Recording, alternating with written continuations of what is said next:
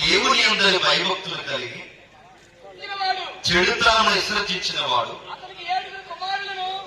అతనికి 7 కుమారులను 3 కుమార్తెలను కలిగి అతనికి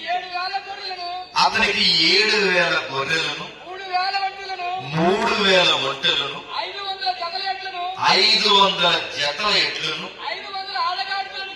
500 ఆడగాడుదలు కలిగి బహుమంది పనివారును అతనికి ఆస్తిగా ఉండను కనుక తూర్పు దిక్కు జనులందరిలో అతడే గొప్పవాడిగా కనబడబాగలండి. యోబు గారి గురించి మాట్లాడుతున్నప్పుడు తూర్పు దేశాల్లో యోబు గారిని మించిన ధనవంతుడు లేడంట. ఎక్కడ తూర్పు మనం చాలాసార్లు విన్నాం, మన వర్తమాన ఫాలో అవుతుంది.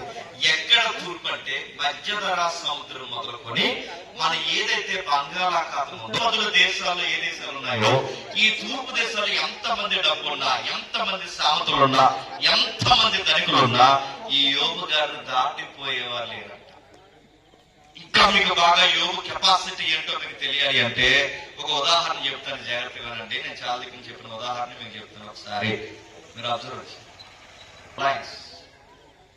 ఆ రిలయన్స్ వాళ్ళు చేసిన పెళ్లి, ఆ పెళ్లికైన ఖర్చు 6,000 కోట్లు. 6,000 కోట్లు.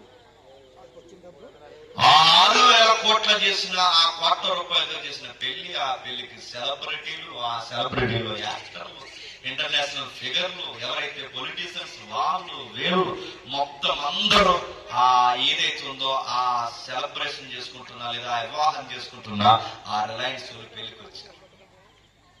ఆ పెళ్లికి వచ్చిన వారికి ఆ ఇచ్చిన గిఫ్ట్ ఇచ్చారు. సెలబ్రేషన్ క్షమించండి, సెలబ్రిటీస్ ఎవరైతే ఉన్నారో వాళ్ళకి ప్రత్యేకమైన గిఫ్ట్లు ఇచ్చారు.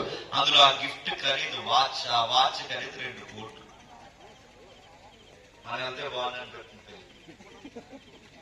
ఆ పెళ్లికి వచ్చిన వారికి ఇచ్చిన గిఫ్ట్ వాచ్ అయితే ఆ వాచ్